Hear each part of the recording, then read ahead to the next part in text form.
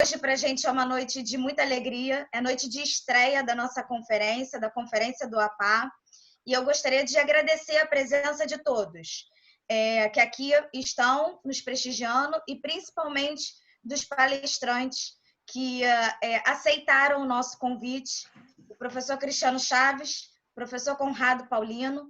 Gostaria de agradecer também a nossa OAPAR, Paula Guitch, que aceitou ser mediadora hoje, e gostaria de agradecer especialmente ao IBDFAN Rio, na pessoa do nosso presidente, Luiz Cláudio Guimarães, que não só apoiou o APAR desde o início com a nossa cartilha, como também nos cedeu o Zoom para a gente poder realizar essa conferência.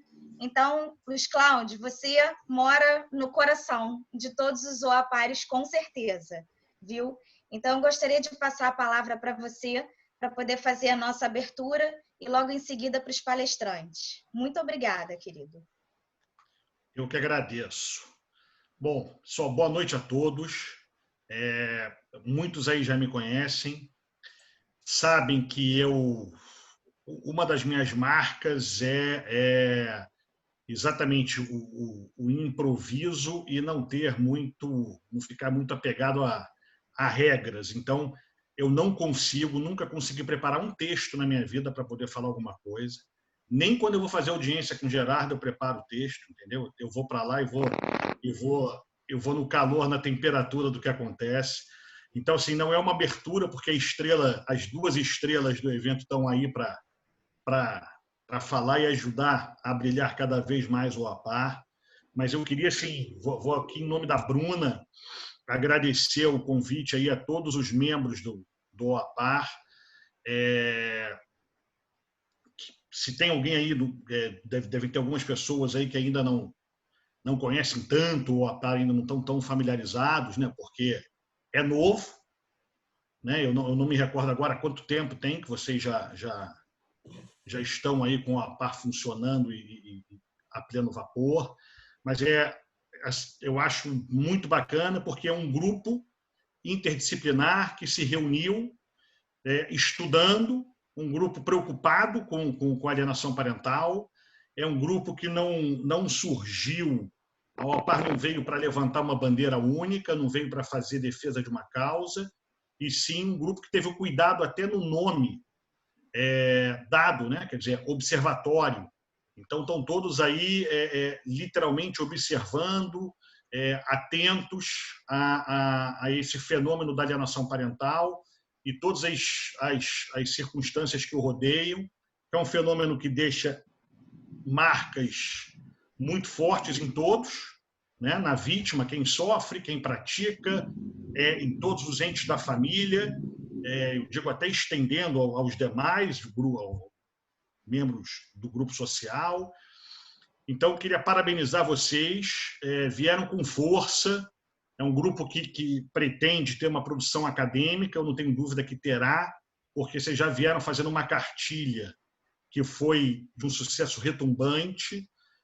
Parabenizar também pela forma e o cuidado que vocês tiveram com essa cartilha, a linguagem da cartilha é extremamente didática, a ilustração que vem agregada a ela, tanto assim que ela é material já utilizado por algumas entidades, salvo engano, eu acho que eu me recorde, assim, a gente está conversando com a Bruna, a Comissão de Família da OAB do Paraná já adotou a cartilha. Não tenho dúvida que essa primeira conferência será a primeira de muitas, será bastante exitosa, está começando aí com muito sucesso. Conrado e Cristiano não poderiam ter sido escolhido pessoas melhores. Todo o grupo que virá aí depois dos demais palestrantes também são excepcionais. Então, gente, mais uma vez, parabenizar aí todo mundo do APAR e dar a palavra aí às nossas estrelas da noite. Eu não sei quem começa na dupla sertaneja, não sei se vai ser rock ou sertanejo, entendeu? Mas, assim, é muito bom sempre estar com esses dois diletos amigos, Cristiano e Conrado, louco para que a gente possa nos encontrarmos novamente, nos abraçarmos e, principalmente, é triste falar isso numa abertura, né? Mas bebermos bastante juntos. Então, alguém aí, um dos dois, comece, por favor. Muito obrigado mais uma vez. Tá certo. Ô, Luiz, muito obrigado. Bruna, parabéns pelo evento maravilhoso. Eu queria só dizer que eu tenho sempre dito isso. Um dos mais difíceis e mais sensíveis temas que o direito de família nos revela. Eu já vi o Gerardo aqui, que, né, os juízes podem dizer isso com muita segurança, Gerardo, é julgar uma questão de alienação parental. É muito difícil. É um tema extremamente complexo, então a iniciativa do APA é maravilhosa. Eu adiro às suas palavras, ao mesmo tempo que eu amplio para dizer que acho que precisamos, sim, iniciativas como essa, para que possamos ter instrumentos mais adequados e discussões cada vez mais claras. Porque, seguramente, discutir alienação parental com uma visão restritivista ou sectária seria extremamente inapropriado, né? Então, chamar de observatório e discutir dessa maneira tão aberta, tão permissiva, me parece algo extremamente oportuno nesse momento. Eu quero dar boa noite a todos e a todas e agradecer pela oportunidade de a gente estar aqui fazendo essa troca. Tem tanta gente querida e tem tanto amigo aqui nessa sala que eu nem vou nominar ninguém, para não deixar ninguém de fora, para não ser acusado de abandono afetivo, tá? Então, vou me permitir só de agradecer a oportunidade que eu e o Cristiano estamos tendo aqui de abrir esses trabalhos e como é bom, né, mesmo nesse momento sisudo, bicudo que a gente poder ter espaços tão ricos de troca. E antes de começar a falar, eu sei que a nossa anfitriã aqui é a Paula, então eu estou aguardando as instruções aqui da Paula para ver se a gente começa a falar. Paula, tu que manda. Boa noite a todos. Estou muito feliz de estar aqui, mediando o nosso primeiro encontro, da nossa primeira conferência do Observatório de Alienação Parental. Agradeço o convite da diretoria, encabeçada pela Bruna Vidal e pela Elis Cioli. Conrado, eu estava fazendo os cálculos desde quando a gente se conhece, tem 7 anos. E dizem que 7 anos na psicologia é um momento de muita crise no relacionamento. E o nosso, eu acho que é um momento de ressignificação, porque você está aqui, além do IBDFAM, que foi onde eu te conheci, você está aqui com a gente no APAR. Então, é um momento de muita satisfação para todos nós, e eu digo meu em particular. Muito obrigada. E queria agradecer também Cristiano Chaves. Acho que a gente não teve ainda a oportunidade de se conhecer pessoalmente. Se nos conhecemos, me desculpe se eu cometi essa gafe, mas em breve, com certeza, todos nós aqui nos encontraremos para celebrar a vida, que é o mais importante hoje, que é o bem da vida, a nossa vida nesses momentos de pandemia. Eu não sei quem é o palestrante 1 e o palestrante 2, Conrado e Cristiano. Quem vai querer começar o tema? Como é que vocês preferem? Tudo junto e misturado. Paula, fique tranquila. Fique tranquila que a gente vai... Tá? São 25 minutos para cada um, ok? E não, vamos fazer o seguinte. Fique tranquila, a gente vai falar junto 50. Tá bom. A gente fala junto 50, fique tranquila. Tá. Vamos cuidar disso bem. Ok. Então, por favor, estamos abertos. Antes de começar, eu vou compartilhar aqui com vocês. A gente fez uma playlist para o encontro de hoje. Então, para que depois vocês possam continuar aí a refletir aquilo que a gente vai discutir aqui. Fica aí para que vocês possam baixar no Spotify, possam acessar, enfim, a playlist da nossa palestra de hoje. Então, meu amigo, até porque tem música, né, que a gente analisa e tal, e que fica igual chiclete na cabeça, né? Eu me pego depois 2, 3, 4 dias, está lá a música, eu continuo cantando a música. Você também já concorda comigo de todas as nossas lives, nossos encontros aí sobre direito de família e música, viu, Luiz Cláudio?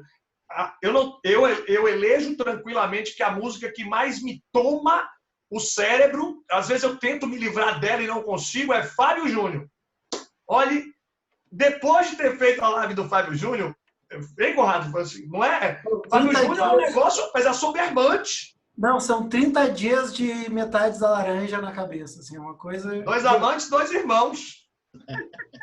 E agora tu acabou de ressuscitar, vai ser mais 30 dias para até eu esquecer. Ela não passa. Tô fazendo comida aqui em casa e tô cantando, é uma coisa de louco. Mas vamos lá. Eu vou testar aqui para ver se a gente consegue, se vocês conseguem escutar bem, senão eu vou ter que mudar aqui o sistema. Então só deixa eu pegar aqui. Vamos ver se você consegue escutar bem.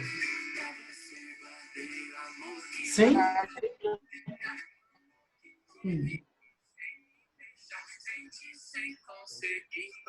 Ai, Nando Reis.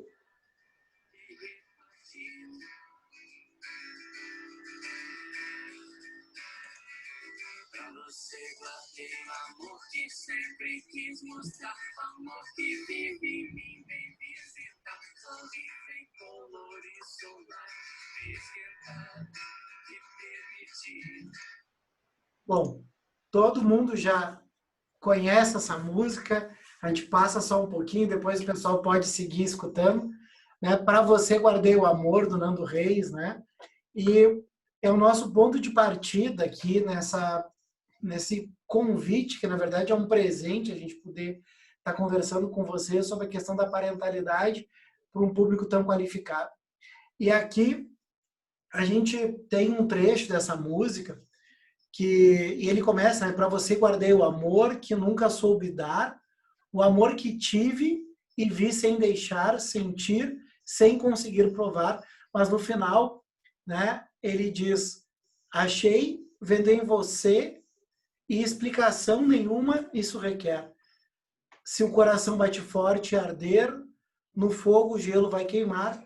Mas depois, ele diz na estrofe seguinte, para você guardei o amor que aprendi vendo os meus pais, o amor que tive e recebi, e hoje posso dar livre e feliz céu. Aqui a gente tem essa música que retrata muito bem essa questão da parentalidade, mas o nosso ponto de partida com essa música é para a gente também discutir uma nova função daquilo que está no artigo 227, parágrafo 6º da Constituição Federal. Que esse 227, parágrafo 6º, cujo teor ele acaba sendo repetido no parágrafo 2º do artigo 1565, trata do livre planejamento familiar. E esse livre planejamento familiar, normalmente a gente faz a interpretação apenas dizendo, não, eu posso ter quantos filhos eu quiser. Mas a gente também precisa analisar esse livre planejamento no fator de eu pretender não querer ter filhos. E a gente sabe o quanto aqueles casais que fazem a opção de não ter filhos, o quanto eles são taxados socialmente, talvez como pessoas infelizes, são questionados de que quem é que vai lhe cuidar na velhice, né? Como se ter filhos fosse uma previdência. E eu tenho um casal muito próximo de amigos que eles são casados há 15 anos e logo no 2º ano de casamento eles resolveram não ter filhos. Eles tiveram que ir a 3 médicos até achar um que aceitasse fazer a vasectomia nesse meu amigo. Os 2 primeiros se negaram e um deles ainda disse, pessoas como vocês, que têm dinheiro, que têm estudo, é que deviam estudar, é que deveriam ter filhos. Agora eu pergunto a vocês, será que o médico ele tem a competência de decidir se esse casal vai ter filhos? Certo que não. Mas a gente precisa refletir não só a questão da parentalidade, mas esse planejamento. E esse planejamento como na opção desse casal de resolver não ter filhos, porque afinal de contas, hoje, aquela pessoa ou aquele casal que faz essa opção, ele vai ter sim uma questão de uma pressão social muito forte, tanto que todo mundo aqui já ouviu a expressão não só para um casal que resolveu casar, mas para aquele que resolveu ter filhos e disse, tá na hora. Estava na hora, né? Será que agora tem um aplicativo avisando que está na hora de um casal ter filhos? A gente fica um pouco em dúvida. Mas a gente precisa refletir essa questão do livre planejamento, que o livre planejamento ele passa também por não ter filhos, e a gente precisa pensar também nessa imposição social que existe quanto à parentalidade, mas não só isso, uma idealização da filiação, né, Cristiano? Sim, sem dúvida. Eu queria dizer a você, meu amigo, que eu adiro integralmente ao que você comentou e quero ir além um pouquinho apenas. Primeiro, sobre o livre planejamento familiar, lembrar, inclusive, que nós temos uma lei no Brasil, né, que fala expressamente sobre esse direito das pessoas à esterilização. E a lei, inclusive, utiliza um vocábulo alternativo. A pessoa precisa ter 25 anos ou 2 ou mais filhos. Então, a pessoa pode ter mais 18, 19 anos, 20 e ter 2 filhos. E já poder se submeter à esterilização. Exatamente porque nós precisamos, de uma hora ou outra, nós precisamos assumir a responsabilidade de que as pessoas, os humanos, não têm o ciclo vital das plantinhas. Porque, às vezes, a impressão que eu tenho é de que as pessoas transformam os humanos no ciclo vital das plantinhas. Nasce, cresce, reproduz e morre. E, na linha do que você falou, de que quem casa, sim, casou, não teve filho, o pior, Conrado, sim, é que algumas pessoas, pelo menos, assumem até isso e falam na frente, né? Mas a maioria fala por trás. Esses 2 devem ter algum problema. Deve ter algum problema. Olha, e o problema normalmente é da mulher. Pode ver. É ela que não dá um filho a ele. Porque, inclusive, ela vai presenteá-lo. Tá chegando domingo, no Dia dos Pais, né, Luiz? No Dia dos Pais, ela vai dar um bebê de presente para ele. Ela vai gestar sozinha. Então, gente, assim, é preciso parar com esse nível de ideologia, porque me parece que nós transformamos a vida das pessoas, inclusive, sob o ponto de vista jurídico, no repositório dos sentimentos humanos. Como se aquela expectativa emocional fosse ser atendida. No caso, inclusive, dessa música, viu? Eu queria pedir licença para que quem gosta, como eu e o Conrado, como nós de música, só um dado curioso, essa música do Nando Reis é de 2009. E essa música de 2009, ele gravou num projeto junto com a Ana Canhas. E foi uma música sempre de muito sucesso. Por curiosidade só, eu queria chamar a atenção para o trecho que o Conrado leu da música, que diz respeito a algo muito interessante. Aquele trechinho, Conrado, que você fala assim, aprendi com os meus pais, o Nando Reis se inspirou como se ele estivesse dando uma resposta ao Renato Russo, em Pais e Filhos, quando ele disse, são crianças como você, o que você vai ser quando você crescer. Então, me parece que a gente precisa ver que se a vida imita a arte e o direito imita a vida, então nós estamos aqui muito próximos, sim, dessa linha de reflexão que a música vem nos dando. Eu queria ir só um pouquinho mais longe, Conrado, para dizer também o seguinte. Essa ideia do planejamento familiar há de trazer a reboque uma outra ideia, da responsabilidade. Não adianta pensar o planejamento sem a linha de raciocínio da responsabilidade.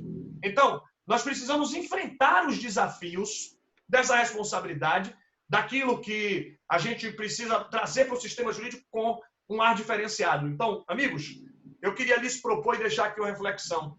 Essa responsabilidade não é apenas a responsabilidade do gostar, do dar amor, dar carinho, dar atenção. Vamos lembrar que essa responsabilidade se projeta no sistema de maneiras diferentes. Por exemplo, o artigo 19, letra A do ECA, do Estatuto da Criança e do Adolescente, permite à parturiente entregar seu filho à adoção sem identificação, que é o chamado parto anônimo, ou parto em sigilo, para quem prefira, é um mecanismo de responsabilidade. Pode não ser a responsabilidade que eu, que o Conrado, que a Paula, que a Bruna, que o Luiz, que alguns de nós pensaríamos, sim, pode não ser, mas pode ser a responsabilidade que aquela pessoa tomou para si. Também lembrar que o artigo 1614 do Código Civil permite ao filho, ao alcançar 18 anos de idade, no prazo decadencial de 4 anos, simplesmente impugnar o reconhecimento unilateral que foi feito. Então, esse filho, dos 18 aos 22, pode dizer assim, olha, eu fui reconhecido por esse cara, mas eu nem quero discutir se ele é meu pai ou não, nem precisa fazer exame de DNA, não, porque o DNA é relevante. Eu impugno o reconhecimento. Por quê? Se ele tivesse me reconhecido quando eu já sou maior de idade, eu não teria consentido. E ele me reconheceu quando eu era menor, por isso que eu não pude consentir. Estou tirando o consentimento agora. Então, eu estou dando esses 2 exemplos apenas para trazer para nós luzes, no sentido de que a responsabilidade parental ela não pode ser monocórdica, porque existem diferentes modos de ser responsável. O ser responsável não se restringe a uma hipótese. E aí, lembrar do Exupéry, do Pequeno Príncipe, tu és responsável pelo que cativa, seguramente. E aí, Conrado, vem até o venir e contra factum próprio, né? Se você criou expectativa, responda. Mas é certo que a responsabilidade se concretiza por diferentes caminhos. E até porque não é por acaso que o livre planejamento familiar e a parentalidade responsável são colocadas lado a lado pelo próprio texto constitucional, né? Ou seja, a gente tem a necessidade de ter esse cuidado, ou seja, e que essa é a tônica, né? Porque muito antes da gente discutir o próprio fenômeno da alienação parental, a gente precisa visualizar essa questão da responsabilidade parental, né? Então, essa deve ser a ótica. E com isso a gente passa aqui para a próxima música.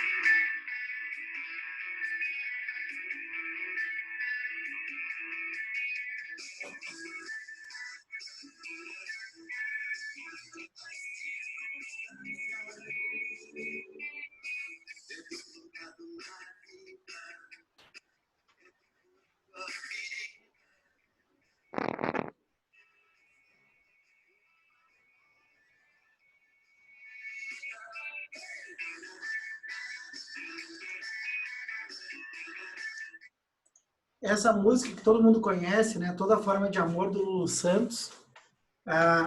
E eu acredito que tem algumas músicas, e esse é o tipo da música chiclé que a gente falava agora há pouco também, né? Essa também é aquela música, quando tu vê, tu tá cantando essa introdução. Eu acho que tem músicas, eu não sei qual é a impressão de vocês, que a gente escuta tanto que a gente deixa até de ouvir a letra, né? Parece aquela música do Roupa Nova, né? Não é nem do Roupa Nova, aquela como é que é? Daquele Na Madrugada, Vitrola Rolando. É do Cláudio Zoli. Isso. E daí o pessoal canta, né? Na madrugada, Vitrola rolando, tocando de biquíni sem parar, né? O pessoal canta. Ô amigo, e você falou, né? Tocando de biquíni sem parar, porque assim, se a pessoa parar para prestar atenção, a frase é completamente incoerente. Eu tenho 2 exemplos fabulosos. A mãe de uma pessoa muito próxima dele, que trabalhou comigo por muitos anos, e a mãe dela gosta muito dos Titãs. E aí, ela gosta muito daquela música Sonífera Ilha. E aí, quando a gente falando de música, né, Conrado? A gente sempre falando de música e tal. Você também gosta muito e tal. E aí, ela comentando comigo, ela falou assim, mas Cristiano, você não tem noção. As pessoas não prestam atenção na letra mesmo. Desde que eu era pequena, ela é mais pequena, agora ela é mãe de família, ela disse, desde que eu era pequena, a minha mãe canta Sumir pela Ilha. Se você calcular, não tem nenhum sentido. Ela sumiu pela ilha com o resto da música dos Titãs. E tem uma música aqui da Bahia, aqui do Asa de Águia, que essa música, rapaz, depois já da gente estar fazendo as lives e tudo, aí, quando eu estou assim presente, né, as pessoas ficam, às vezes, prestando mais atenção, porque eu presto atenção nas músicas, né? Então, aí estava tocando aqui uma música do Asa de Águia, do Durval Leles, né, que é uma banda muito conhecida aqui na Bahia e tal. E tem uma música do Durval Leles, mas assim, eu esperei dia, esperei mês, esperei ano, vai ficar com você e tal, assim. Aí você diz, veja minhas mãos, suando. Ele conta a história de uma pessoa assim que espera dia, mês, ano e tal, para encontrar a pessoa amada. E aí, na hora que ele encontra a pessoa amada, que ele vai para aquele encontro, ele está suando.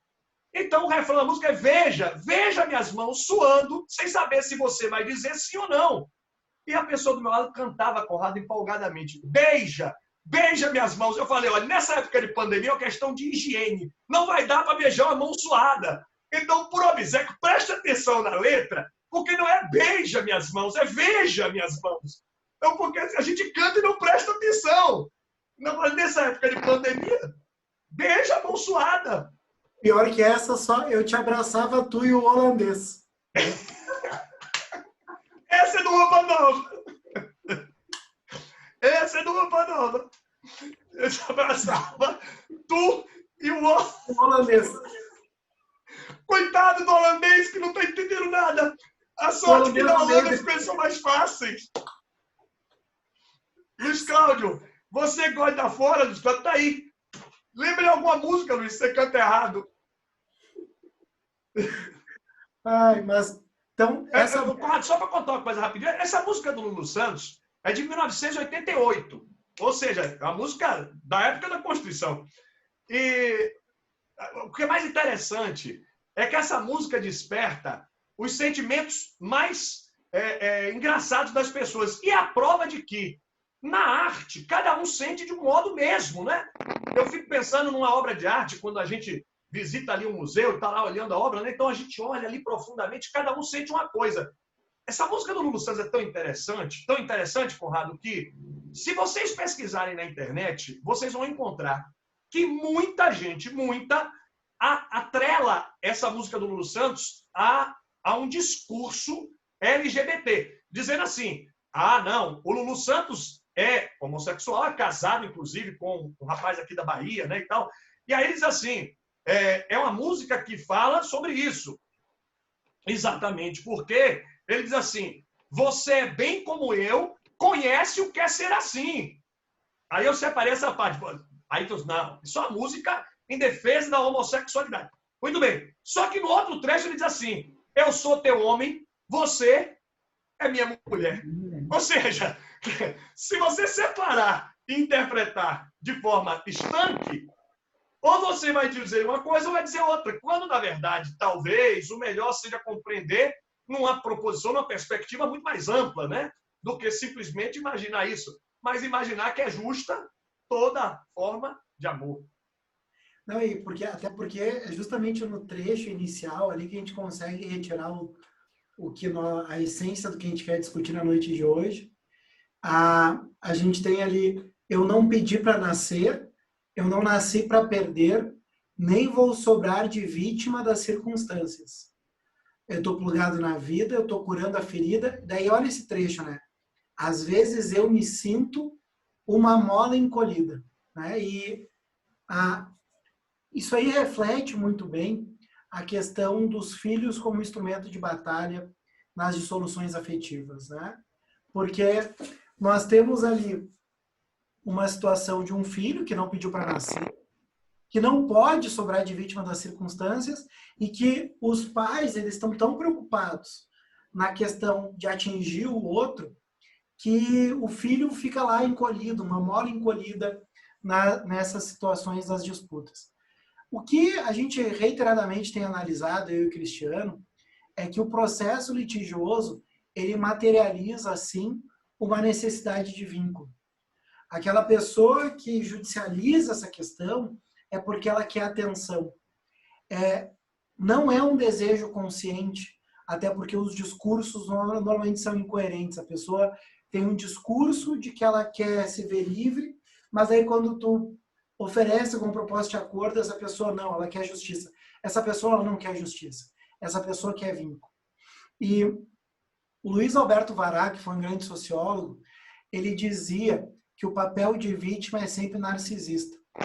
E as pessoas que buscam o nosso escritório, buscam os gabinetes, muitas vezes se fazendo com esse papel de vítima, é porque, na verdade, por trás da vítima tem um grande algoz.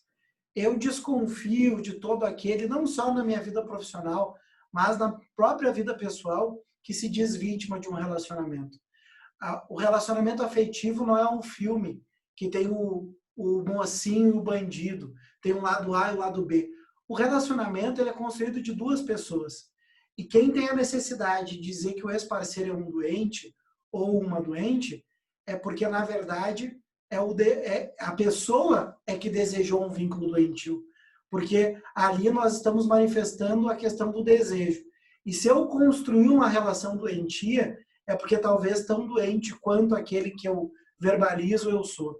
Então, na verdade, o que a gente percebe nessas questões é o filho usado como esse instrumento de batalha apenas como uma forma de tentativa de vínculo. Porque, considerando que o vínculo processual ele é uma forma patológica de permanência de vínculo, mas ainda é permanecer vinculado, na verdade, essas disputas parentais e principalmente a questão do ambiente de alienação, ele materializa esse desejo de um vínculo doentio. Meu amigo, eu quero dizer que é maravilhoso isso, e os colegas que nós estamos aqui lhe ouvindo atentamente perceberam uma coisa interessante. Se o casal não se gosta, a tendência é que se faça o divórcio, a dissolução consensual. Pode até ter algum momento de litígio, mas eles vão aos poucos perceber que o melhor para os dois é por fim. Se um deles ainda gosta, aí a tendência é que se faça de forma litigiosa. Outro dia eu disse isso, e aí um seguidor nosso respondeu assim, mandou depois para mim. Eu li lá, mas tem aquele caso também daquela pessoa que quer dividir o patrimônio, que quer fazer a partilha do patrimônio certinho e tal, e aí por isso que é litigioso. E aí eu pensei depois, então estamos certos sim. Será litigioso sempre que um ainda gosta de algo no outro, mesmo que seja o patrimônio. Então, se um deles ainda gosta de algo no outro, mesmo que seja o patrimônio, aí será litigioso. Por quê? Se não há mais vínculo, de fato, a tendência é ser consensual. Eu tenho achado também, meu amigo, que o bom advogado de família, o bom advogado que lida com isso, é aquele que sabe isolar o litígio. Porque se há algum ponto de dissonância, se há algum ponto em que o casal não consegue se acertar, nada impede que o casal faça o divórcio, estipule os outros termos e de forma consensual e deixe o litígio seguir sobre aquele ponto. O que é possível na técnica do Código de Processo Civil. Então, de fato, me parece que é um novo momento para refletirmos sobre tudo isso. E cada vez mais, né, que a gente possa separar o que é nosso e o que é do cliente. Porque também a gente percebe muitas vezes os profissionais de carreira jurídica usando o processo como um espelho. Usando a petição inicial, usando seus pareceres e a sua sentença como uma forma de justiçar a sua ancestralidade, a sua necessidade. E eu vejo que o que a gente precisa perceber é que, já diria o Jorge Benjor, né, que canja de galinha não faz mal a ninguém, mas terapia também não faz, né? Terapia tinha que vir na água encanada. A gente que lida com as vidas alheias, a gente tinha que ser obrigado a fazer terapia, justamente para não materializar nas nossas atuações profissionais aquilo que a gente desejaria para a nossa vida, né? Então, talvez se a gente pudesse ter uma visão um pouco diferente, a gente teria um agir mais técnico e não emocional. E ter um agir técnico não quer dizer que a gente vai deixar de administrar aqueles sentimentos que chegam até o nosso escritório, o nosso gabinete, até porque não foi por acaso que na advocacia de família eu aprendi porque que a gente tem 2 ouvidos e uma boca só, né? Porque a gente tem que ser melhor ouvinte do que falante. Mas eu vou administrar isso tudo, mas vou colocar na minha petição o que realmente tecnicamente for essencial. Ou seja, o processo de família ele não precisa ser uma novela mexicana, ele não precisa ser um programa do Ratinho. A gente precisa ter um processo cada vez mais técnico. E isso que se espera de um profissional ético, né? Que tenha objetividade nas suas petições, tecnicismo e seriedade, né? Esse é um primado da ética comportamental que a gente espera do novo profissional de família. Meu amigo, e a isso, me permita só acrescentar mais um detalhe também, é que a mudança do profissional passa um tanto quanto por uma mudança pessoal, dele começar a compreender que não existe certo e errado no litígio. Então, para isso, talvez ele comece a entender que é impossível você pegar 2 pessoas que tiveram relação afetiva, colocá-las sentadas assistindo o filme do casamento, o filme ali numa sessão, e no final dizer quem foi que teve razão e quem não teve, porque seguramente os 2 não tiveram razão. Então, é certo que se nós começarmos a parar de julgar no nosso cotidiano, né, nos almoços de domingo de família, dizer assim, olha, sabe o que é que o vizinho do fulano lá fez? Sabe o que é que encontrou e tal? Então, é lógico que, nesse momento que você se permite julgar as pessoas, aquilo está terminando entronizando em você essa situação. Minha mãe não seria nunca, Conrado, jamais, minha mãe não seria conciliadora ou mediadora, porque ela mataria na chegada a pessoa que ela acha que não tem razão. Então, portanto, exatamente, eu vejo a minha mãe e vejo que muita gente assim não consegue entender que os 2 têm um pouco de razão sempre, né? Que por isso o advogado não tem como prever. Outra coisa, eu li aqui uma postagem agora do Fabiano. Fabiano, sensacional que o Fabiano escreveu. Eu queria também dizer isso. A depender do teor do que o advogado escreve, ele está comprometendo a mediação. Comprometendo. Então, é preciso que o profissional tenha consciência. Eu vou usar uma metáfora, Conrado, de alguém que você também gosta muito. Eu espero que os colegas aqui também gostem dele. Ele faz muita falta. É o Rubem Alves. E o Rubem Alves tinha uma metáfora muito interessante quando ele dizia assim: às vezes a gente precisa ter consciência para poder fazer ciência. Então, na metáfora dele aí, no jogo de palavras, e aí eu concordando com o Fabiano, se o advogado pegar muito pesado, ele acha que está fazendo bem, mas ele está fazendo um terrível mal pelo cliente dele, porque aquele litígio vai se eternizar. E é por isso que lá na nossa mentoria do Direito em Prática, né, Cris, a gente fala tanto lá para os nossos mentorandos o quanto a gente precisa ter esse cuidado, e a gente até ensina uma questão que eu costumo fazer no meu escritório. Quando eu sou constituído para uma contestação e eu percebo que na petição inicial veio essa novela mexicana, eu faço uma preliminar na minha contestação. Eu faço uma preliminar dizendo que aqueles parágrafos tais, retratam a questão do sofrimento que é natural da dissolução afetiva, que é comum a tanto o autor como o demandado. Todavia, são questões estranhas ao mundo jurídico que precisam ser trabalhadas no ambiente terapêutico e que o direito de família contemporâneo não comporta mais esse tipo de discussão. Então, eu pelo menos faço isso porque eu pego e mais ou menos estabeleço a premissa: ó, magistrado, eu vou discutir daqui para frente.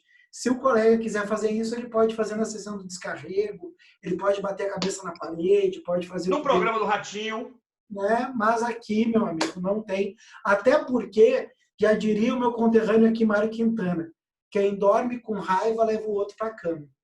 E se a pessoa ela quer levar o outro para a cama, daí é problema seu, né? Mas agora, quem quer seguir a sua vida, por maior que tenha sido a frustração, porque a gente sempre sai diferente do que a gente entrou numa relação.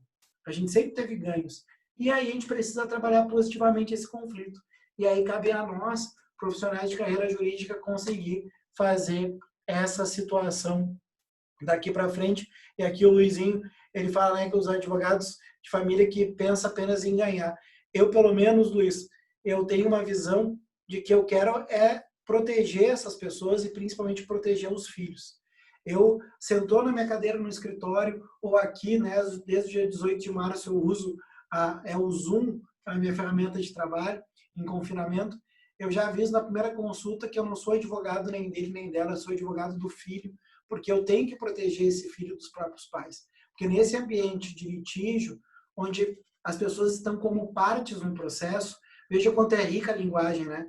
Quem é parte, quem está em parte não está inteiro. E é por isso que eu preciso ter esse cuidado, porque ele pode ser a melhor pessoa do mundo, ela também, mas pessoas técnicas, pessoas estudadas, mas quando estão com um processo judicial, muitas vezes as pessoas esquecem do que é melhor para o filho. E aí o nosso cuidado, né? Então vamos lá para a próxima.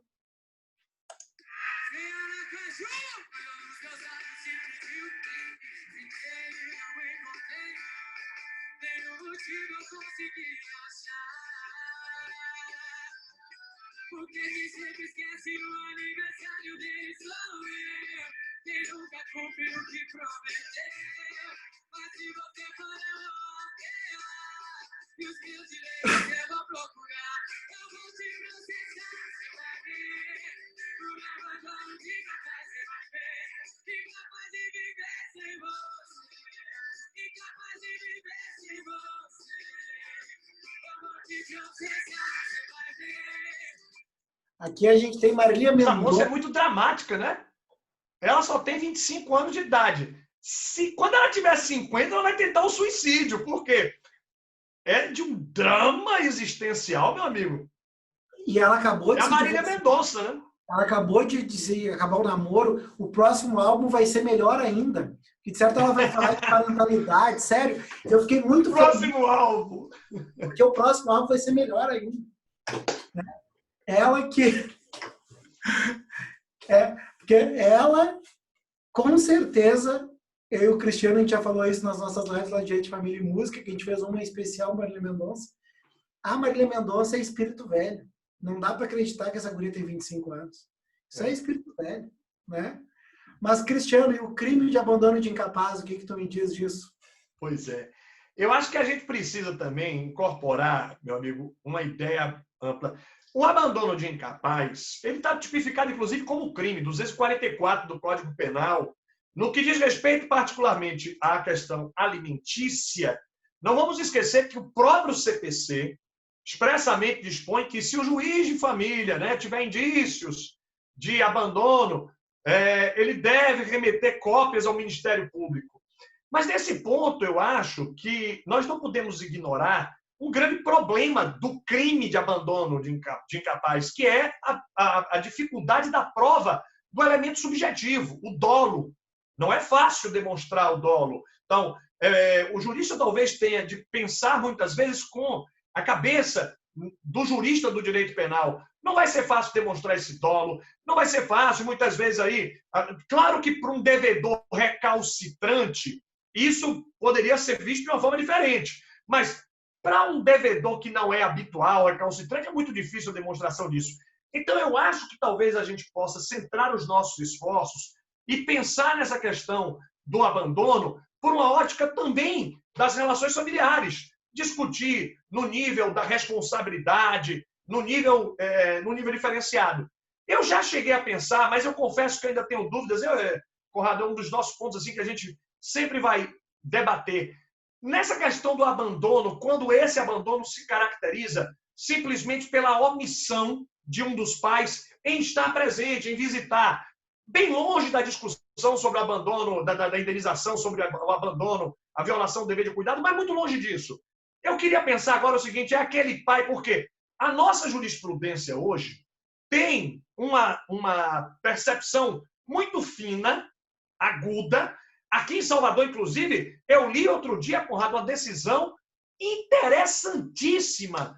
Uma das juízas mais operosas aqui de Salvador, a doutora Rosa, ela, que está sempre nos nossos eventos, né? A Rosa, eu sempre encontro ela nos eventos, e a Rosa, ela está decidindo agora o seguinte, ela fixa o regime lá de convivência e na própria decisão, fixou interlocutória, sentença, ela já bota junto. E se um embaraçar o convívio com o outro, multa. E já sai a multa. Ela já tem multa aqui, ó. Multa a título de tutela específica, né? A gente chama de astrentes. 536, 537 do CPC. Mas eu queria pensar alto, não tenho convicção, mas pensar alto. Será que não cabe a multa também para o modelo inverso? Para aquele pai ou mãe que abandona a responsabilidade de estar lá. Porque, observe, se ele não apareceu para visitar no domingo que era dele, Glícia, eu não sei se já parou para refletir sobre isso. Quando um embaraça o outro, nossos canhões do sistema jurídico estão todos apontados contra ele. Né? Nós unimos forças e dizemos, vamos matar, vamos levar a dura sanção jurídica àquele que não deixou o outro exercer a visita. Mas e aquele que era para visitar e não aparece? É o fim de semana dele. Ele não aparece. Não aparece. E o outro, às vezes, já tem outra programação, mas ele não aparece. Ele não chega, ele chega com 2 dias de atraso, 1 dia de atraso, impondo àquele outro, às vezes, inclusive, sacrifícios econômicos e financeiros. Então, eu acho que a gente precisa pensar nisso, porque será que, de algum modo, essa ausência também não é, Conrado, um abandono? Eu estou convencido e sou bastante favorável à questão das astrentes e nessas duas facetas, Cris. E, inclusive, recomendo no meu livro de Direito de Família Contemporâneo algo que eu faço no meu escritório, que como eu sei que alguns magistrados têm um pouco de resistência de aplicar as astrentes nas relações de família, quando eu peço as astrentes, eu já indico uma instituição de caridade que vai se beneficiar. Então, eu digo que eu quero efetivar a convivência e que se essa convivência não for efetivada, nós teremos, então, as astrentes revertidas a tal instituição. Porque assim eu mostro para o juiz que eu não quero que o meu cliente receba. Eu quero efetivar um direito que é da criança. E hoje, a questão desse abandono, Cris, também a gente tem que pensar numa atualização de tudo isso. Porque estamos aqui falando de responsabilidade parental e certamente nenhum de vocês deixaria o seu filho brincando na calçada de casa, exceto quem mora em condomínio fechado. Tu não vai deixar o teu filho ali, porque tu sabe o risco que o teu filho corre. Agora, algum de vocês tem plena certeza do conteúdo que o teu filho está acessando neste momento via celular? Não tem. E o que hoje a gente precisa pensar, inclusive lá no livro Teoria Geral do Afeto, que o nosso amigo Luiz Cláudio fez a questão de dar o spoiler, né? Então aqui em primeira mão, ninguém sabe, só o pessoal da editora que sabe desse pré-lançamento e vocês, né? Lá a gente tem um dos capítulos que a gente fala do abandono digital, ou seja, da necessidade da gente ter uma vigilância desse novo contexto da função parental, que a gente até fala e faz uma provocação de uma função parental no modelo 4.0, porque, afinal de contas, hoje nós temos novos riscos. A internet é a calçada do tempo atual. A internet traz a possibilidade que o nosso filho, na segurança do quarto, possa estar exposto aos predadores digitais. Então, a gente precisa ter esse novo cuidado, essa atualização da responsabilidade parental também nesses tempos digitais, né, Cris? Sim, e abordamos também isso no livro, e com outras questões também ligadas à convivência, né, amigo? Eu queria também aproveitar para responder a Virgínia. Virgínia, eu quero lhe dizer, pedir assim, 1 milhão de vênias para lhe dizer que eu tenho uma pequenina divergência disso, Virgínia, de que a Virgínia diz assim, eu nunca vi um juiz remeter, até quando o advogado solicita, ele não remete. É que eu acho que, na verdade, o advogado não tem que solicitar, não. Eu acho que o advogado tem que pegar o processo e remeter ao Ministério Público, não ao Ministério Público de Família, porque não vai ser o Ministério Público de Família, vai ser o Ministério Público Criminal. Então, nada impede que o próprio advogado o faça, dizendo, está aqui os autos, está aqui, teve abandono, e comunica, hoje, inclusive, não só na pandemia, mas mesmo antes, o Ministério Público recebe essas representações online. Então, não precisa nem sair do escritório, vai mandar online, o Ministério Público tem um recebimento, um protocolo, e vai seguir o caminho. Então, eu volto a dizer, Virgínia, eu só acho um pouco difícil provar o elemento subjetivo. E os colegas da área criminal, vocês podem fazer uma pesquisa, têm revelado essa dificuldade, mas é possível. E, Conrado, de fato, que novas dimensões para o afeto, né?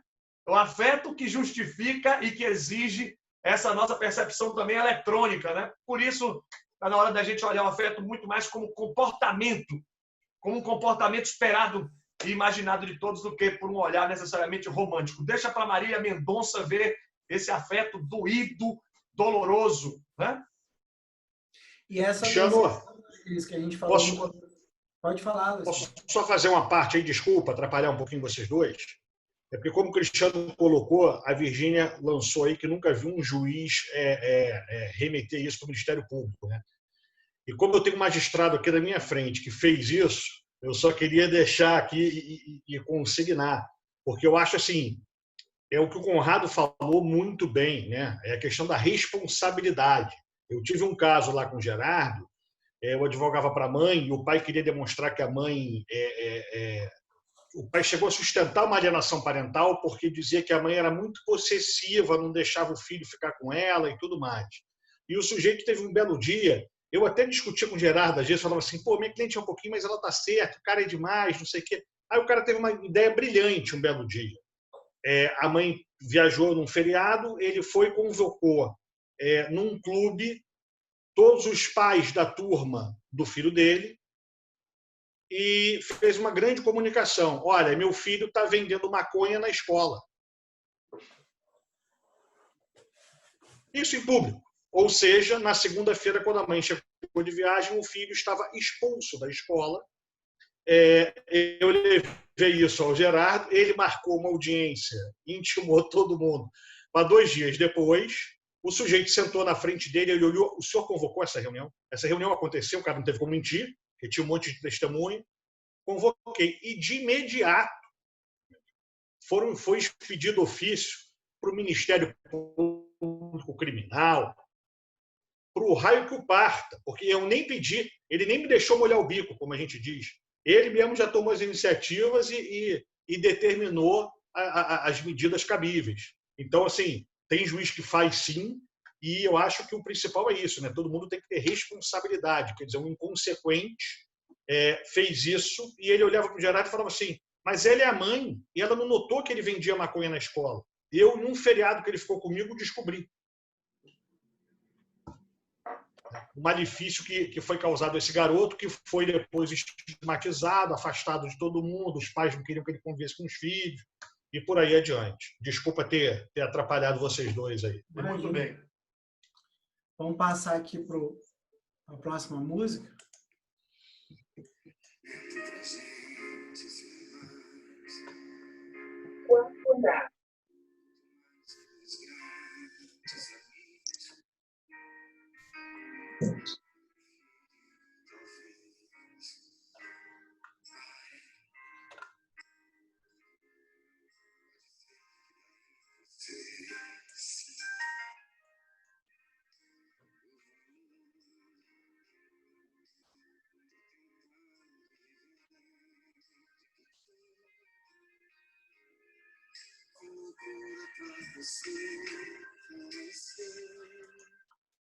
Essa música é Fábio Júnior, então, 1979. E daí Pai da tem... Cléo Pires. Por que será que tu fez questão de citar isso, Cristiano? Não sei. Não sei. É que eu sempre lembro que ele é o pai da Cléo Pires. Biológico. Mas essa música tem um trecho que mais adiante que diz: pai, senta aqui, que o jantar tá na mesa. Fala um pouco, tua voz tá tão presa, nos ensina esse jogo da vida. Claro, aqui essa música, normalmente, como a gente está numa semana que é comemorativa, o Dia dos Pais, normalmente a gente fala justamente dessa relação pai e filho. E a gente selecionou esse trecho em especial, né? Fala um pouco que tua voz está tão presa, porque normalmente quando se fala de alienação parental, se discute um pouco a questão de gênero por trás disso. A gente não pode esquecer de toda a campanha desses movimentos que existem, tentando desqualificar a própria Lei 2.318, com o argumento de que ela tem uma questão de gênero por trás disso. Eu, inclusive, aqui no Rio Grande do Sul, sou perseguido por um movimento aqui de mães que vão para frente do tribunal fazer manifestações, porque tem ali umas duas, e agora quase 3, que perderam a base de residência do filho por falsa denúncia de abuso sexual. Uma delas, inclusive, lá na turma da Glícia, eu dividi um pouco essa experiência, que é um processo que eu ajuizei em 12 de março de 2012, já tem aí 8 anos, onde esse menino, eu sou advogado do pai, esse menino ele foi abusado sexualmente pela mãe. A primeira fase foi a questão da mudança de endereço, obstáculo de convivência, falsa denúncia, e depois esse menino ele foi abusado, a mãe enfiou o dedo no ânus do menino. E essa mãe hoje tem a convivência suspensa, enfim. E esse grupo de pessoas que ela faz parte, volta e meia eu tenho que entrar com o processo crime, porque me ameaçam, enfim, tem toda uma situação que elas dizem que são vítimas da lei da alienação parental. E é óbvio, né, que a gente não fala na alienação parental em questão de gênero. Na alienação parental a gente fala numa questão protetiva à criança. Eu sei que existe uma tendência, muito dificuldade, eu e o Cristiano falávamos num outro evento agora mais cedo, de que as pessoas consigam perceber os institutos protetivos à questão da criança por um olhar fora do olhar adulto-centrista. Porque, como a maioria dos profissionais de carreira jurídica que estão na ativa foram formados por uma lógica da doutrina da situação irregular, ainda é muito difícil a gente conseguir analisar essa criança como o centro de todos esses direitos e o centro de toda essa proteção. E esse cuidado a gente precisa ter, né, Cristiano? Sim, sim. E eu estou aqui olhando a música para tirar um outro trecho também dessa música do Fábio Júnior, que fala também da convivência do pai dele, no caso da música, com os filhos dele. E aí revela também essa face da relação avoenga, uma relação que pode também estar envolvida, de certo modo, na alienação parental. Nós temos aqui muitos exemplos de avós que terminam aí causando alienação parental. Eu só queria também registrar, meus amigos, que a reflexão é tão necessária, porque, e eu penso sempre, Conrado, na linha do que você agora sustentou, de que a alienação ela deve olhar para o interesse infanto-juvenil, que merece a proteção integral, a prioridade absoluta dos artigos 1º e 4º do ECA. E lembre, um detalhe interessante, muitas vezes a alienação vem dos avós, sim, mas muitas vezes esse avô também é alienado. Então é da tendência natural do sistema a gente ter uma pena desse avô, né? Tem uma tendência natural humana, talvez até, porque esse avó, essa avó, muitas vezes é aquela avó que a filha dela mora com ela e o neto, a filha dela está correndo atrás o dia inteiro para trabalhar, para ter uma renda melhor.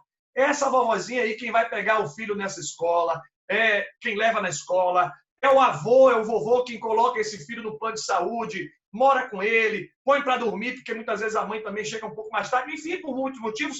Mas o que eu quero dizer é que é claro que essa vovó às vezes está lá correndo atrás e o pai atrasou a pensão, não paga, ou o pai já está com outra pessoa e, enfim, a fila dele andou muito rápido e naquela fila dele está lá com outra pessoa. E aí essa vovó vai soltar assim, um comentário, né? Olha, você está aqui, mas seu pai está lá com outra se divertindo. Se isso de algum modo, alienação, a gente também não pode perder de vista que não foi necessariamente com o propósito de prejudicar a criança, com o propósito de querer causar o mal, mas com outro propósito, de causar o mal, não a criança, mas a outra pessoa. Só que ela não percebe que aquele mal tem um resultado muito mais danoso, catastrófico. Então, eu acho que temos grandes dificuldades em tentar descobrir, muitas vezes, quais são as medidas adequadas, porque essas medidas adequadas variarão nesses contextos, né? E a música fala muito disso também, né? Senta aqui no tapete da sala para brincar, hein, Conrado? Então, a música envolve também nessa responsabilidade paterna o próprio sentimento avoengo.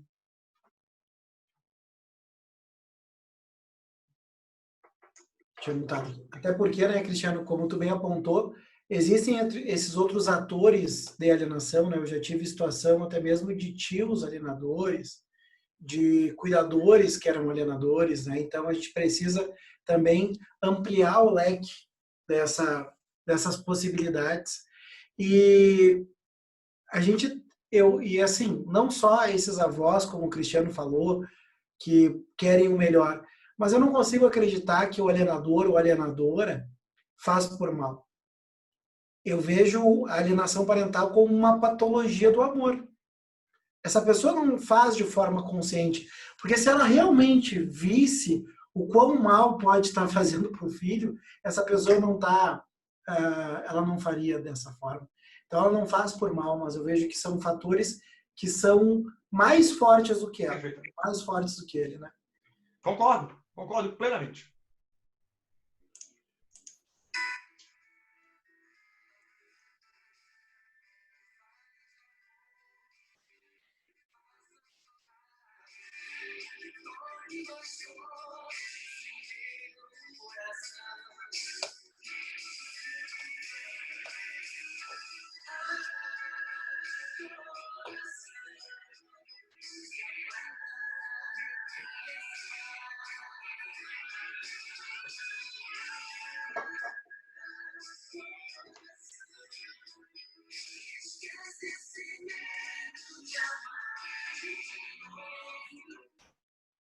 Eu adoro roupa nova, né? Eu tenho vontade de ficar escutando, pegar um vinho ali na adega e a gente seguir aqui, deixar a roupa nova tocando.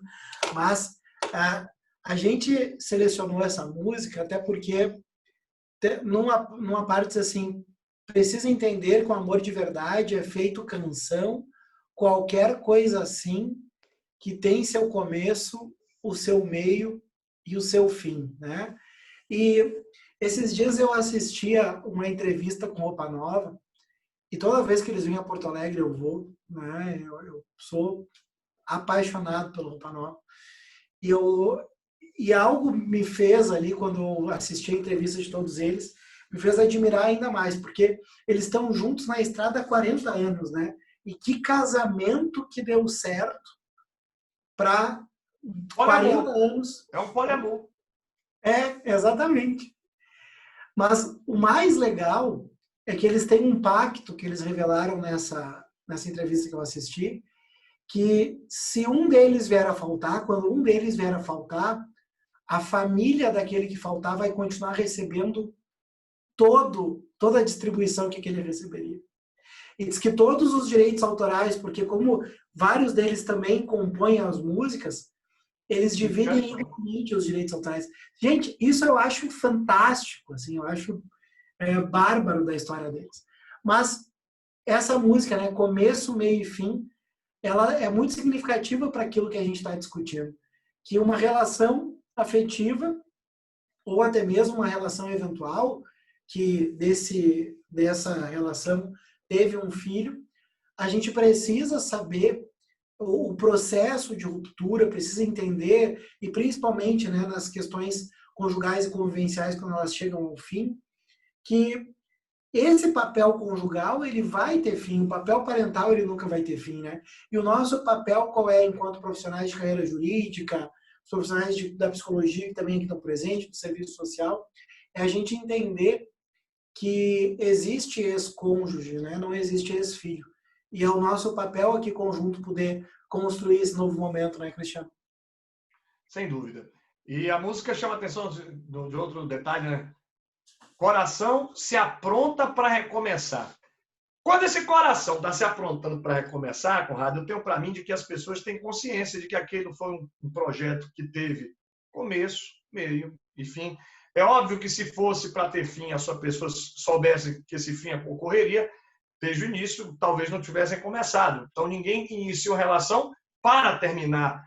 Mas é preciso ter o senso de responsabilidade de que, de acordo com os dados do IBGE, esses dados não são nossos, né, Conrado? Estão à disposição de todos, ibge.gov.br, 2/3 dos casamentos desembocam em divórcio. Então, toda vez que alguém casa, tem que saber assim, olha, 2/3 vão divorciar, é a maioria. Portanto, se você consegue ficar casado mais tempo, você é a minoria. E sabendo que você é a minoria, me parece que você precisa ter um senso de responsabilidade para saber que a qualquer tempo seu casamento pode terminar. E quando ele terminar, você precisa ter essa exata compreensão de que no final, se você está pronto para recomeçar, então aí eu vou voltar, Fabiano, aquele comentário, Fabiano, que você fez antes. De fato, eles precisam ter, e os advogados, os profissionais que ali estão também precisam ter esse senso de responsabilidade de que o melhor para os dois é fazer daquele momento de transição, daquele momento de passagem, algo que seja benéfico para os dois e principalmente para os filhos. Conrado, há muitos anos eu li uma expressão, até então, Glícia, eu nunca tinha ouvido, não tinha tido muito conhecimento. Depois eu fui estudar e vi que é uma expressão muito utilizada também no campo da psicologia, né? Que os psicólogos, os terapeutas usam muito também como explicação e como pano de fundo para muita coisa.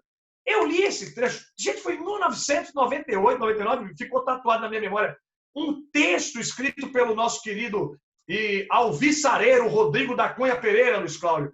E aí o Rodrigo escreveu um texto, ele dizia assim, olha, é porque existem rituais de passagem na vida das pessoas, em 99. E aí eu fui estudar o que era ritual de passagem. Mas no texto, Conrado, o Rodrigo dizia que existiam rituais de passagem no sentido de ter namoro, noivado, casamento. Bom, se o Rodrigo fosse reescrever esse texto hoje, eu até nunca tive a oportunidade de dizer para ele, mas vou dizer, reescreva. E aí você acrescenta mais um ritual de passagem, o divórcio. Porque quem casa divorcia.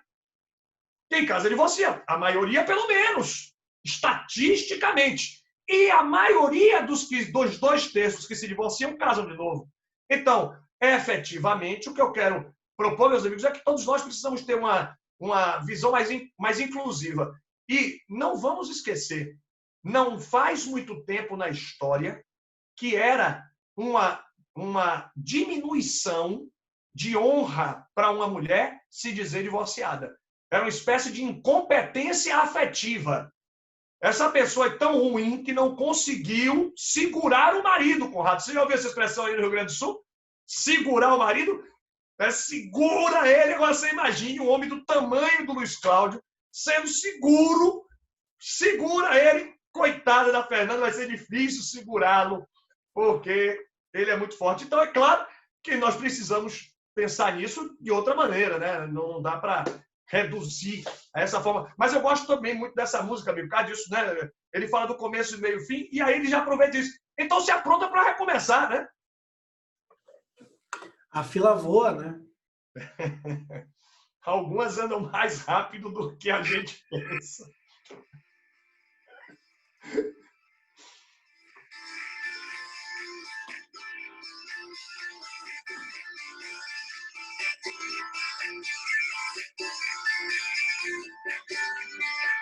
Eu vejo a vida melhor no futuro. Eu vejo isso acima de um mundo de hipocrisia que insiste em rodear. Eu vejo a vida mais clara e farta. É da de toda satisfação que se tem direito do fundamento ao chão.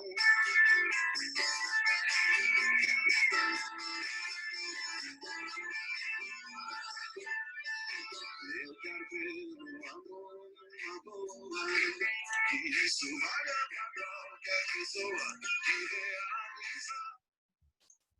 Tempos modernos, Cristiano. Lulu Santos, 1982. Isso. E tempos modernos que ele chamava atenção, percebam, são 40 anos praticamente, e ele chama atenção por cima de um muro de hipocrisia que insiste em nos rodear. Então, esse muro de hipocrisia que insiste em nos rodear, talvez seja um momento muito importante, meu caro amigo, para nós discutirmos, será que 40 anos depois esse muro não continua erguido nos nossos caminhos? Certamente o que a gente precisa, e não foi por acaso que a gente escolheu essa música aqui para finalizar, é ter a certeza de que cada um de nós aqui, e tem colegas de todo o Brasil, das diversas carreiras, que estão renunciando a uma quarta-feira à noite para poder pensar na família dos outros. Ou seja, se isso não é acreditar e ver uma vida melhor no futuro, eu não vejo uma outra expressão melhor que essa.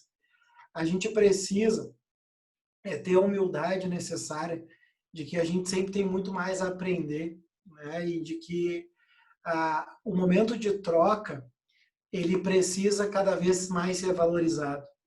E mais do que isso, eu vejo da importância de que a gente possa aliar o discurso e a prática.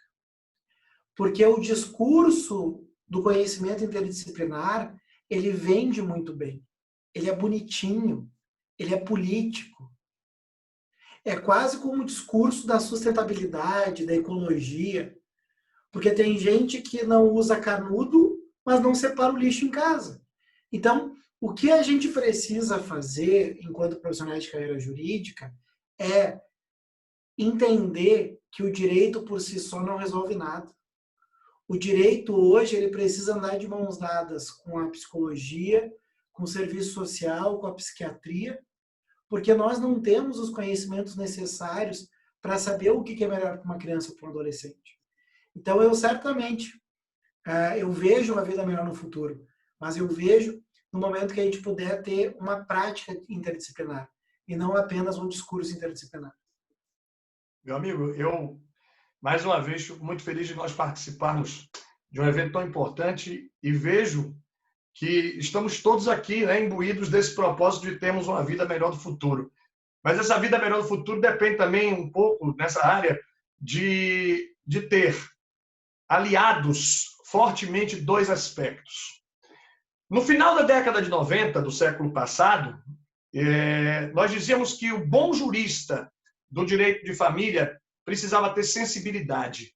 Eu queria, então, propor a todos, num tema tão importante como este de hoje, num tema aqui que nos toca e toca tão enormemente, por sua evidente importância, Paula, Bruna, Luiz, todos os colegas, eu queria lhes dizer que bom que nós estamos discutindo sobre as dificuldades e as agruras da alienação parental, tanto no reconhecimento quanto na eficácia, mas agora, quase mais de 20 anos depois, 30 anos depois aí, em relação ao ECA, nós vamos agora ter a responsabilidade de dizer o seguinte: o jurista precisa ter sensibilidade, sim, mas ele também precisa ter conhecimento. Porque aliar conhecimento e sensibilidade é aliar a teoria e a prática. É conseguir descobrir qual é o caminho que se mostra adequado para a solução efetiva dos problemas. E não imaginar que o julgador vai se levar por argumentos que são, muitas vezes, exclusivamente de ordem emocional, sem técnica. E também, uma técnica sem a sensibilidade necessária dessas questões que debatemos aqui, também não adiantaria um jurista frio, um jurista insensível. Então, aliar, equilibrar, equacionar estas diferentes situações, me parece que é o nosso grande desafio do momento, de elevar os nossos espíritos e encontrar aí novas situações que certamente serão muito úteis. Obrigados nós pelo convite, né, Conrado? Obrigados nós por mais uma oportunidade. Aliás, o Rio de Janeiro, Luiz Cláudio, sempre, né? O Rio de Janeiro continua lindo. E sempre igual ao Cristo, de braços abertos para nós. Já é o segundo ou terceiro evento que nós temos a honra de participar juntos, falando das nossas ideias e dessa aproximação, desse approach necessário entre a música, a cultura, a arte e nós do direito. Eu vou lembrar do Radbruch, Conrado, que a gente tanto fala lá no nosso livro, na Teoria Geral do Afeto, né? O Radbruch diz que até os 800, mais ou menos, né? Até os anos 800, o direito era considerado arte. E que ele deixou de ser considerado arte porque o jurista resolveu tratar das coisas com mais, aspas, seriedade, porque ele achava que enquanto o direito era arte, ele ficava muito próximo do povo. Então, que a gente possa se aproximar de novo das pessoas através de um direito que seja mais leve e que as pessoas se sintam mais felizes aqui. Afinal de contas, tudo isso é meio de vida e não meio de morte. E até porque o direito, as gerações que nos antecederam no direito, muito usavam a linguagem como uma forma até de legitimação, né? Sabia de longe quem era formado em direito pelo data vênia, entre outras situações que a grande população não sabia.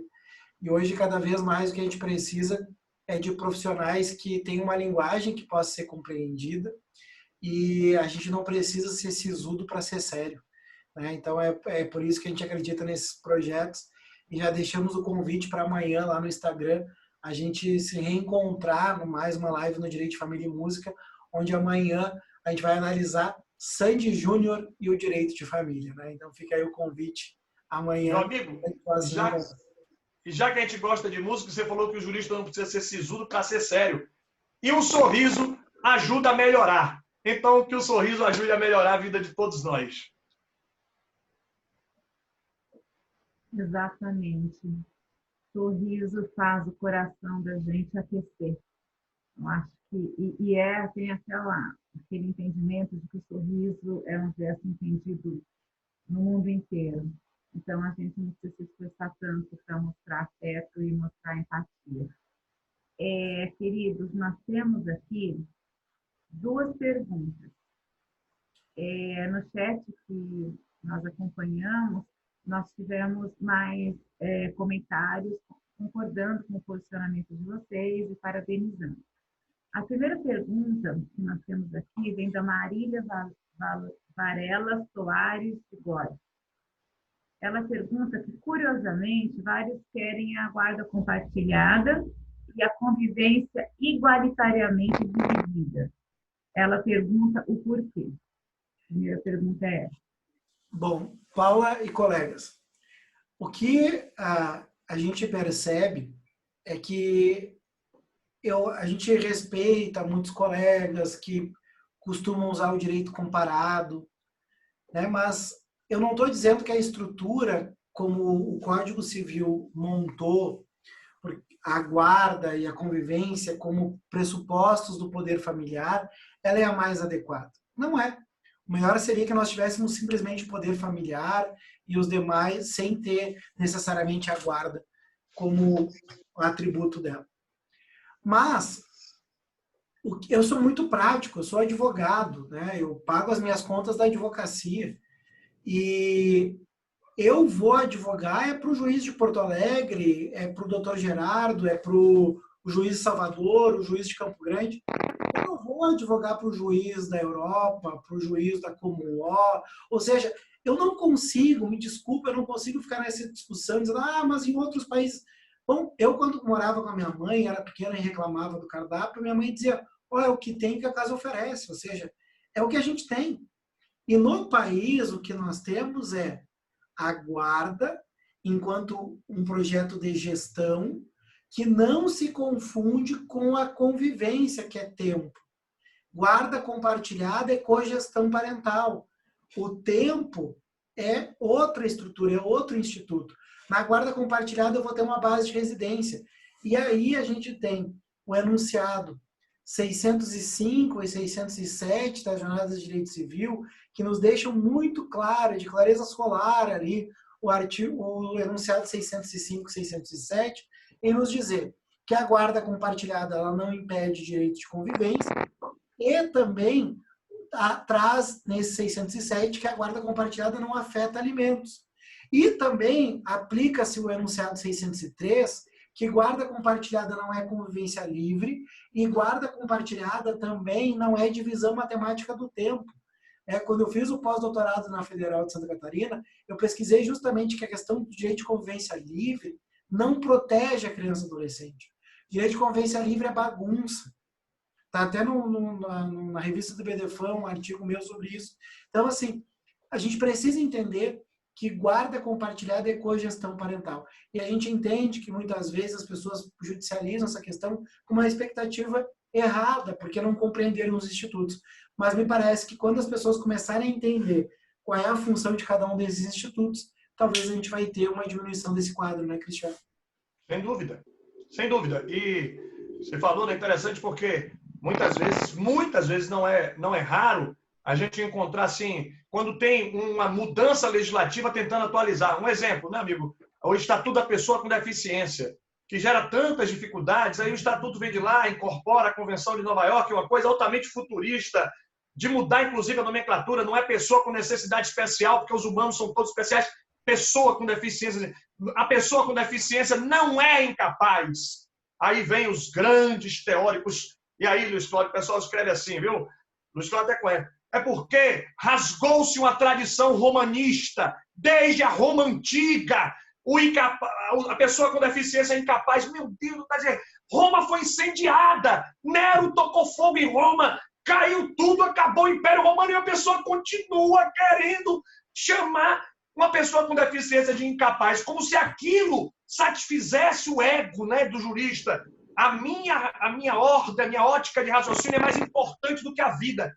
Eu quero ter o direito de chamar aquela criatura ali de incapaz. Então, me parece que nós precisamos ter essa sensibilidade. O Conrado foi muito feliz quando diz assim, ver o que é a vida das pessoas. Eu creio, e voltando para o Lulu Santos, eu vejo a vida melhor no futuro nesse assunto também. E acho que nós vamos ter, em breve tempo, uma melhoria, inclusive, na terminologia. Nós vamos ter, viu, Luiz? Você vai lembrar, Luiz, que certa feita você e eu andávamos aí no Rio de Janeiro no carro, você me exortava aí uma questão que você tinha, não sei se você recorda, mas você sabe que minha memória é boa, né?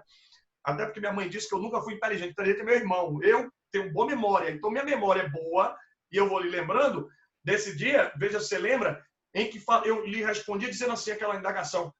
Hoje nós temos um verdadeiro samba do crioulo doido para misturar poder familiar, autoridade, guarda, convivência, porque no fundo nós vamos terminando promiscuindo essas expressões. E o Conrado, muito técnico, agora chamou a atenção. São coisas diferentes. Poder familiar, guarda, convivência. Nós precisamos melhorar a nomenclatura. Essa que é a realidade. Porque talvez a gente esteja preso lá no direito romano mesmo do poder familiar, como ordem.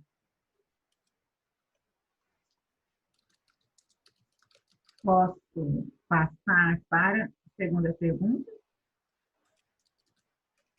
Pode. Claro, Ou claro. mais algum comentário sobre essa? Pode passar, até porque a gente tem pouco tempo, né? A segunda pergunta, acho que vai interessar para muita gente aqui também, para mim inclusive. Se vocês já viram apuração por denunciação caluniosa. Eu não vi, Paula. Pode repetir, por favor? Se vocês já tiveram conhecimento, se viram ou se leram algo sobre apuração acho que a pessoa quis dizer apuração na denunciação caluniosa. Quem perguntou foi o Fabiano Rabaneda. Sim. Fabiana, olha, me permite viram? dizer, Fabiana, aqui no Ministério Público da Bahia nós temos sim, vários episódios de apuração, inclusive de propositura de ações penais. O que eu quis comentar naquele momento foi de que eu acho difícil a condenação. Porque para condenar, olhando para o direito penal, nós vamos precisar ter a comprovação do elemento subjetivo, que nesse caso específico é o dolo. Então, a dificuldade que eu quis anunciar é uma dificuldade probatória no que diz respeito ao elemento dificílimo, né? Porque, lembrando aos amigos aqui, aos colegas, dolo é intenção, né?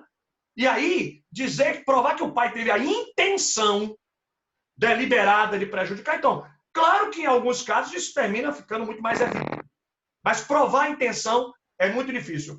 Gente, em nenhum momento eu quis diminuir a importância da apuração criminal, da investigação criminal, até porque o direito penal tem também, eu me valho aqui de uma lembrança de um professor que é pernambucano de nascimento, mas radicado em Brasília há muitos anos, no Distrito Federal, e é professor de filosofia do direito, Marcelo Neves. É professor também na Alemanha, para o nosso orgulho, é um grande pensador.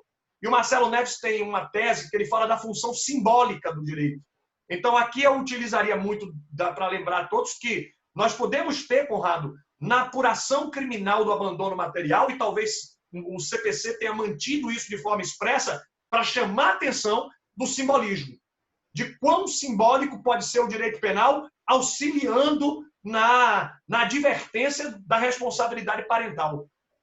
Não, e até fui olhar aqui, Cris, sobre a questão da denunciação caluniosa, e na 7ª edição do meu livro, Direito Feminino Contemporâneo, eu trago aqui um capítulo sobre isso, e a primeira citação é da querida Glícia, que está aqui, ela é a primeira referência aqui desse tópico, então lá o pessoal pode ter acesso, já é uma situação recorrente nos tribunais, aqui no Rio Grande do Sul, a gente já tem precedente, quem já tem a 7ª edição está na página 566, os precedentes aqui de denunciação caluniosa decorrente de alienação parental. Mostra de novo o livro aí, Conrado, para as pessoas, por favor.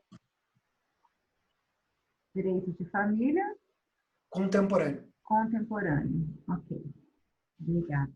O link ficou no chat aqui no começo da palestra. Sim, eu vi que você colocou. Uhum. Sim, obrigada. Pelo que eu percebo aqui, não temos mais perguntas, então, alguém aqui do chat gostaria de fazer uma pergunta? Se não colocou no chat, alguém que está participando aqui, pode levantar a mão. Não? Pessoal da Coxia, está percebendo se tem alguém que quer perguntar? A Coxia é a nossa assessoria aqui que está por detrás do nosso encontro aqui, Cristiano e Conrado. Bom, eu gostaria de só acrescentar logo na primeira fala de vocês, sobre... Paula Guti, Paula, eu acho que a Daniele Campos quer falar. Daniele Campos. Tá. Só vou terminar aqui um pensamento.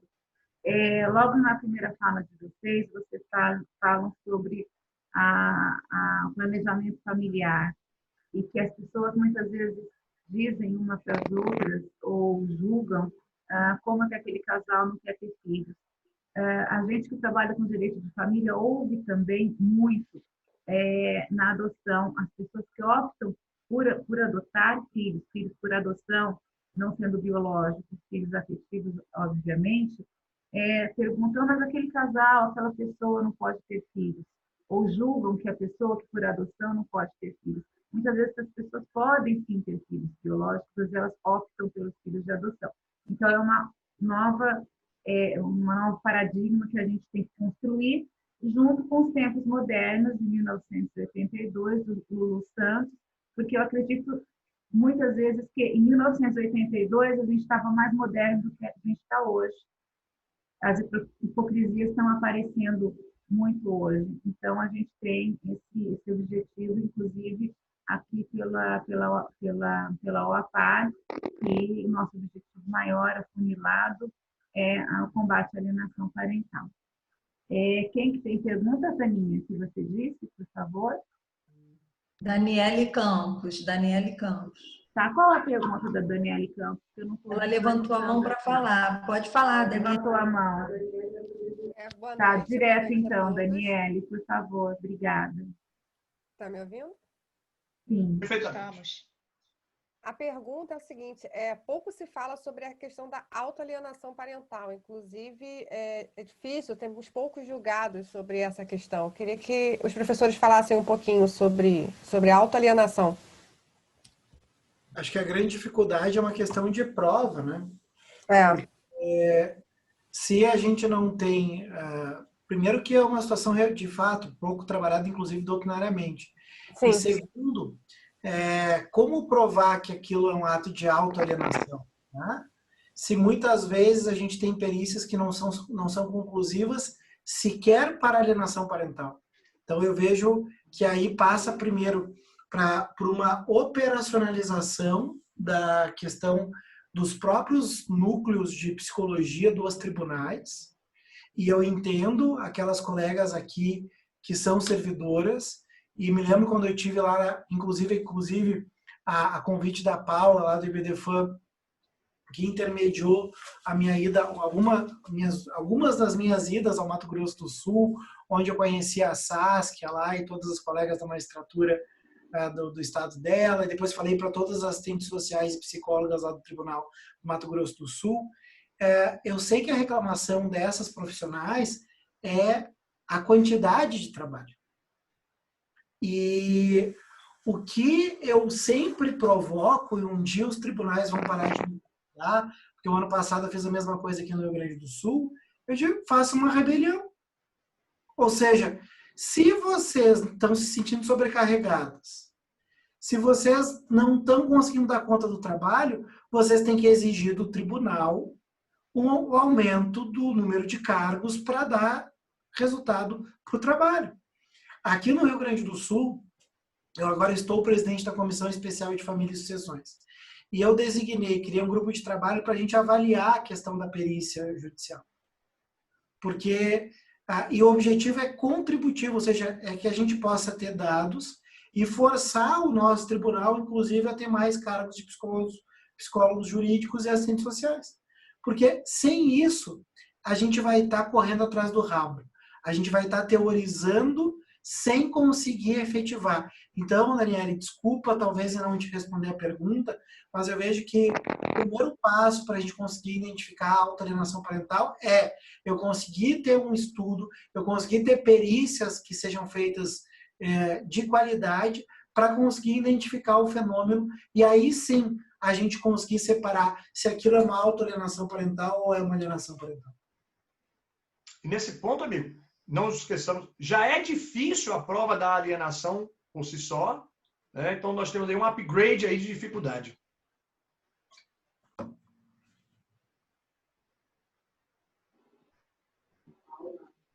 Ok.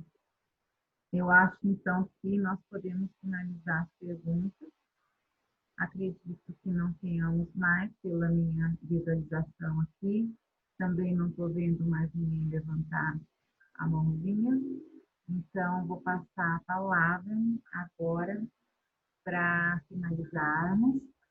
E agradeço muito, Conrado, agradeço muito, Cristiano, agradeço a todos que estiveram aqui, doutora Saskia, aqui no Mato Grosso do Sul, Ediane, psicóloga no Mato Grosso do Sul, doutora Sácia é a nossa juíza também aqui no Mato Grosso do Sul. Eu passo a palavra, então, encerramento de hoje para a nossa colega OAPAR, Carol. Um beijo para todos. Obrigada. Boa noite a todos e a todas. Foi um prazer enorme. O OAPAR agradece imensamente aos doutores Conrado Paulino e Cristiano Chaves pela noite maravilhosa. Aprender de forma leve e divertida é sempre mais interessante. A noite realmente foi muito proveitosa. O OAPAR agradece o carinho de vocês conosco. Realmente, muito obrigada. Eu gostaria de fazer também um agradecimento muito especial aos nossos participantes. Começamos muito bem, da melhor forma possível. E eu tenho alguns convites para fazer. Direito de família e música, amanhã, conforme vocês disseram, vai ser às 21 horas, live Sandy Júnior. Vai ser imperdível. No dia 7/8, sexta-feira, às 19 horas, o OAPAR foi convidado a fazer uma live com a advogada Carolina Oliveira Faleiros. Quem estará representando o OAPAR é a doutora Lilibete Azevedo. E o tema vai ser alienação parental na visão sistêmica. Vai ser realmente bem interessante a live. Estão todos convidados. Acompanhem no Instagram do OAPAR, que vocês vão ter a informação com o Instagram direitinho da doutora Carolina Faleiros. E hoje é apenas o nosso primeiro encontro. Temos mais 4 encontros pela frente. A partir de agora, eles ocorrerão às segundas-feiras, então nós temos encontros dia 10, 17, 24 e 31 de agosto. Já na segunda-feira, 3 feras. Glícia Brasil, nossa querida Glícia, Luiz Paulo Vieira de Carvalho e o Rafael Calmon, que eles estarão falando sobre alienação familiar, questões existenciais e patrimoniais. Vai ser imperdível, às 20 horas, na mesma salinha do Zoom que estamos agora, a mesma senha. Esperamos vocês. Reitero o agradecimento aos nossos palestrantes de hoje. Muito obrigada. E está encerrada a nossa primeira noite de encontro da nossa conferência sobre alienação parental. Um abraço a todos. Tchau, gente. Tchau, pessoal. Boa noite. Tchau, queridos. Tchau, boa noite. Boa noite. Boa noite. Carol, eu adorei os avisos paroquiais. Ficou ótimo no final. Com essa agenda bem feita por você, você arrasou. Ai, temos os nossos avisos, convites. Cara, vocês foram todas brilhantes, brilhantes. Parabéns, parabéns, parabéns.